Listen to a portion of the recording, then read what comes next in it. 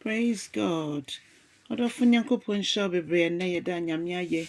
Eni nti atwa se yeni agi wo mo. Odomfo yeda wase se den nyina wodom yen.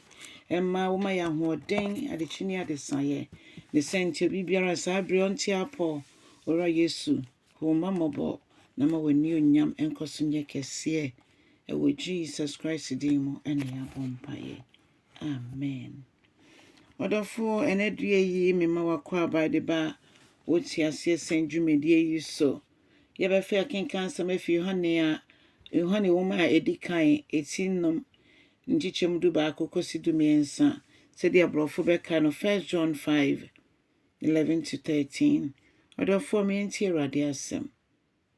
Na ose wei ena adansedi Onyankopɔn edi ne se wama yenda nkwa. Na nkwa yi ewo ne ba no mu. Obi biara owo oba no ewo nkwa. Obi biara oni Onyankopɔn oba no eni nkwa. Eno otwere se matwere wenum e de abramu se de be ya mubegye edi mubegye edin a aye Yesu anase mubegye Onyankopɔn oba no ne din no edi se de be ya mubehu no no munya da nkwa. Odofo bibie di adanse se eni Yesu a yeni da nkwa. Odofo nipa bebre timika sa Yesu eyedifo no mo baako. Nanso ye gidifo Kristofo ye nyintumu sa ye de agitumu sa Yesu Kristo oyodifo de nanso oye nyame. Bible say oye nyame na oye nipa nso. Oba asase so no obeye nipa befa nipa tibie ehyeye nipadue nanso wanye bone sanse no ye nyame nti esanso ye nyame nti wama ye hu se ono na mfiti ase no Nyankopɔn de ne bo wiase ba o say bibibie ni ho a onyame bo ya no nyame ye ya okweti Yesu ono ni asam no a onyame de ne bo wiase.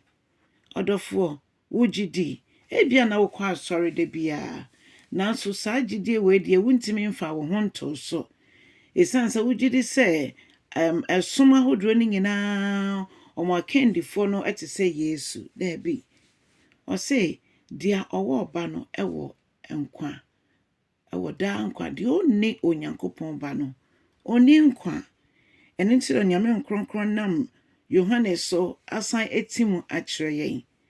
Odofo mfiti ase no nyame kan se moma yembo nipa ewo yenseso so na to de biebrim so oni abofo there be abofo de omutimi ni nyame enye seso ba kon sa eja eni oba eni kronkron ede di pefe so Nyankopɔn ka se momma na chese na nipa mienu bi nso wo ho ahohom mienu bi nso wo ho na enne na yasi ase efise Yesu eka che ne suafo ne se eyama me se meko eyama me se meko a mesoma otitaafo no ema na aba ne chese obi a otese me the same of its kind meko a ono beba ono mo betina kosi wiase wieye adenti efise sabre ne Yesu na ohye nipadua no ohye honemadua no ono nko a no beye nipa a wanya bone enti nipadua no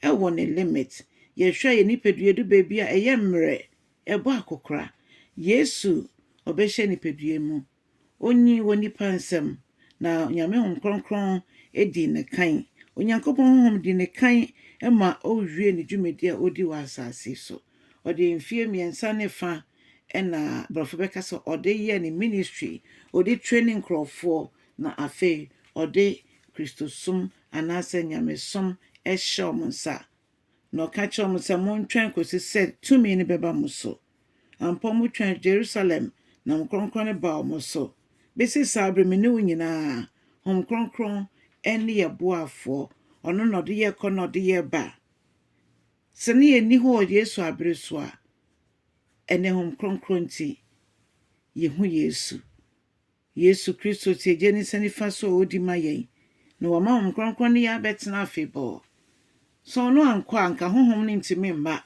eno ne di adanse esa ese yesom nyame a oye nyame ba asakro Odofo ba modi ansa be ma nkronkron kwan na wabo no wetimi esi wo GDP. Ese se the abrofo kan wonya sa assurance of salvation. Ebra wo si wo GDP no. Na ewo Kristo mu no, na opese wo kye se wo je oba ne di nti wo da nkwa. Ehu hia se yebefa Kristo Jesus Ewurade na yekraje nkwa ama yenya da nkwa.